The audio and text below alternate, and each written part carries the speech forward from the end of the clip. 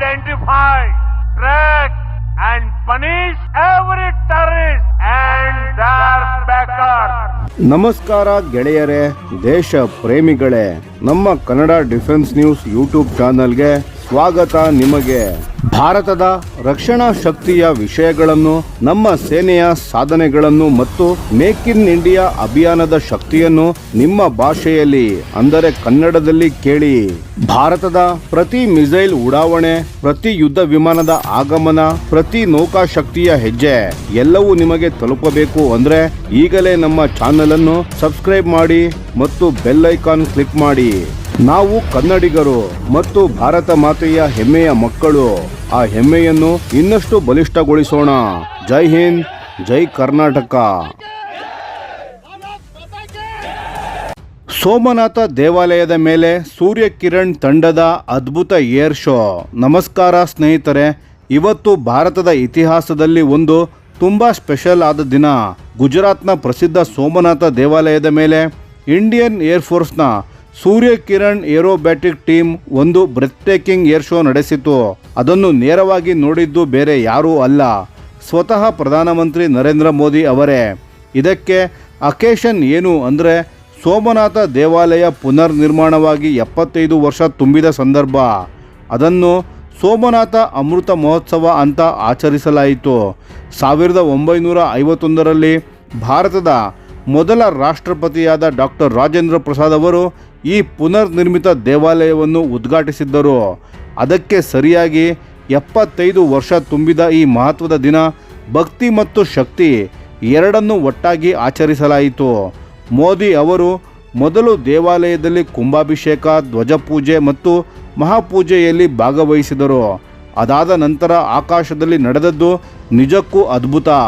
Indian air ಫೋರ್ಸ್ನ Surya Kiran aerobatic team ಅಂದರೆ SKAT ತಮ್ಮ ಹಾಕ್ MK132 ವಿಮಾನಗಳನ್ನು ಬಳಸಿ ಅರಬ್ಬಿ ಸಮುದ್ರದ ತೀರ ಮತ್ತು ಸೋಮನಾಥ ದೇವಾಲಯದ ಮೇಲೆ ಅದ್ಭುತ ಏರೋಬ್ಯಾಟಿಕ್ ಫಾರ್ಮೇಷನ್ಸ್ ಮತ್ತು ಪ್ರಿಸಿಷನ್ ಮ್ಯಾನ್ಯೂವರ್ಸ್ಗಳನ್ನು ನಡೆಸಿದರು. ಈ ವಿಮಾನಗಳು ಒಂದಕ್ಕೊಂದು ಅತ್ಯಂತ ಹತ್ತಿರದಲ್ಲಿ ಅಂದರೆ ಫೈಟರ್ ಜೆಟ್ಸ್ ಒಂದೇ ರೀತಿ ಫಾರ್ಮೇಷನ್ನಲ್ಲಿ ಹಾರಾಡುತ್ತಾ ಏರೋಬ್ಯಾಟಿಕ್ ಪ್ಯಾಟರ್ನ್ಸ್ ಮಾಡಿದ್ದು ನೋಡಲು ರೋಮಾಂಚಕವಾಗಿತ್ತು. ಒಟ್ಟು 6 ಹಾಕ್ MK132 ವಿಮಾನಗಳು ಈ ಏರ್ ಶೋನಲ್ಲಿ ಭಾಗವಹಿಸಿದವು. ಇವು ಜಾಮ್ನಗರ್ ಏರ್ ಫೋರ್ಸ್ ಸ್ಟೇಷನ್ನಿಂದ ಕೇವಲ 18 ನಿಮಿಷದಲ್ಲಿ ಸೋಮನಾಥ ದೇವಾಲಯವನ್ನು ತಲುಪಿದವು. ವಿಂಗ್ ಕಮಾಂಡರ್ ಜನ್ಮಿತ್ ಶರ್ಮಾ ಹೇಳಿದ ಹಾಗೆ ಈ 15 ನಿಮಿಷದ ಏರೋಬ್ಯಾಟಿಕ್ ಡಿಸ್ಪ್ಲೇ ಅಂದರೆ ಸುಮ್ಮನೆ ಅಲ್ಲ. ಫೈಟರ್ ಜೆಟ್ಸ್ಗಳು ಒಂದಕ್ಕೊಂದು ಅತ್ಯಂತ ಕಡಿಮೆ ದೂರದಲ್ಲಿ ಹಾರಾಡುವಾಗ ಯಾವ ರೀತಿಯ ಎಕ್ಸ್ಪರ್ಟೈಸ್ ಬೇಕು ಅನ್ನೋದು ಮಾತಿನಲ್ಲಿ ಹೇಳಲಿಕ್ಕೆ ಸಾಧ್ಯ ಇಲ್ಲ. ಈ ಶೋನ ಅತ್ಯಂತ ಭಾವನಾತ್ಮಕ ಕ್ಷಣ ಯಾವುದು ಅಂದರೆ ವಿಮಾನಗಳು ಆಕಾಶದಲ್ಲಿ ಕೇಸರಿ, ಬಿಳಿ ಮತ್ತು ಹಸಿರು ಬಣ್ಣದ ಹೊಗೆಯ ಪಟ್ಟೆಗಳನ್ನು ಬಿಡುತ್ತಾ ಭಾರತದ ತ್ರಿವರ್ಣ ಧ್ವಜವನ್ನು ಆಕಾಶದಲ್ಲಿ ಮೂಡಿಸಿದ ದೃಶ್ಯ. ಈ ಬಣ್ಣದ ಹೊಗೆ ಪಾಡ್ಸನ್ನು ನಾಶಿಕ್ನ ಇಂಡಿಯನ್ ಏರ್ ಫೋರ್ಸ್ನ ಬೇಸ್ ರಿಪೇರ್ ಡಿಪೋಟ್ನಲ್ಲಿ ಸ್ವದೇಶಿಯಾಗಿ ಅಭಿವೃದ್ಧಿಪಡಿಸಲಾಗಿದೆ. ಇದು ಮತ್ತೊಂದು ಮೇಕ್ ಇನ್ ಇಂಡಿಯಾ ಯಶಸ್ಸು.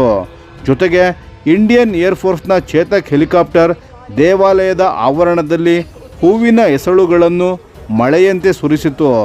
ಭಕ್ತಿ ಮತ್ತು ದೇಶಭಕ್ತಿ ಎರಡೂ ಒಂದೇ ಕ್ಷಣದಲ್ಲಿ ಅನುಭವಿಸಿದ ಜನ ಭಾವನಾತ್ಮಕರಾಗಿದ್ದರು.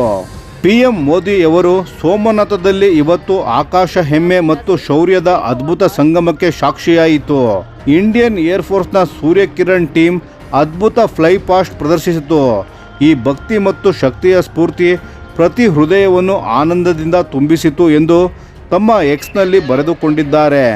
ಈ ಈವೆಂಟ್ಗೆ ಗುಜರಾತ್ ಮುಖ್ಯಮಂತ್ರಿಯಾದ ಭೂಪೇಂದ್ರ ಪಟೇಲ್, ರಾಜ್ಯ ಸಚಿವರು, ಸಂತರು, ದೇವಾಲಯದ ಟ್ರಸ್ಟಿಗಳು ಮತ್ತು ಹಿರಿಯ ಅಧಿಕಾರಿಗಳು ಹಾಜರಿದ್ದರು. ಈಗ ಸೂರ್ಯ ಕಿರಣ್ ಟೀಮ್ ಬಗ್ಗೆ ಸ್ವಲ್ಪ ತಿಳಿಯೋಣ. 1996ರಲ್ಲಿ ಸ್ಥಾಪಿತವಾದ ಈ ಟೀಮ್ ಭಾರತ ಮತ್ತು ವಿದೇಶಗಳಲ್ಲಿ ಇಲ್ಲಿಯವರೆಗೆ 800ಕ್ಕೂ ಹೆಚ್ಚು ಏರ್ ಡಿಸ್ಪ್ಲೇಸ್ಗಳನ್ನು ನಡೆಸಿದೆ. ಇದು ಇಂಡಿಯನ್ ಏರ್ ಫೋರ್ಸ್ನ ಪ್ರೀಮಿಯರ್ ಏರೋಬ್ಯಾಟಿಕ್ ಡಿಸ್ಪ್ಲೇ ಟೀಮ್. ಈ ಟೀಮ್ನ ನೇತೃತ್ವವನ್ನು ವಹಿಸಿರುವವರು ಗ್ರೂಪ್ ಕ್ಯಾಪ್ಟನ್ ಅಜಯ್ ದಶರಥಿ ಮತ್ತು ಒಟ್ಟು 13 ಪೈಲಟ್ಗಳು ಮತ್ತು ಆಪರೇಷನಲ್ ಸಪೋರ್ಟ್ ತಂಡ ಇದರ ಭಾಗ.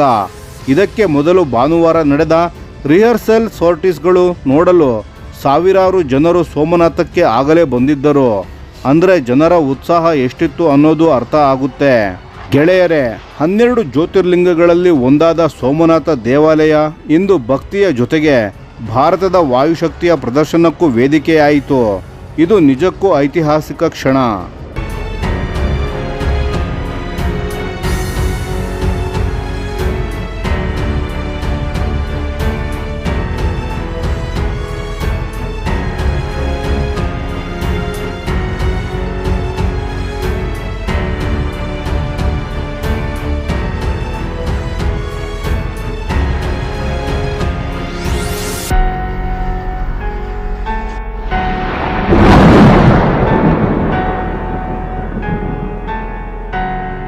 ಈ ವಿಡಿಯೋ ನಿಮಗೆ ಇಷ್ಟವಾಗಿದ್ದರೆ ಲೈಕ್ ಮಾಡಿ ಮತ್ತು ನಮ್ಮ ಚಾನೆಲನ್ನು ಸಬ್ಸ್ಕ್ರೈಬ್ ಮಾಡಿ ಹಾಗೂ ಬೆಲ್ ಐಕಾನ್ ಒತ್ತಿ.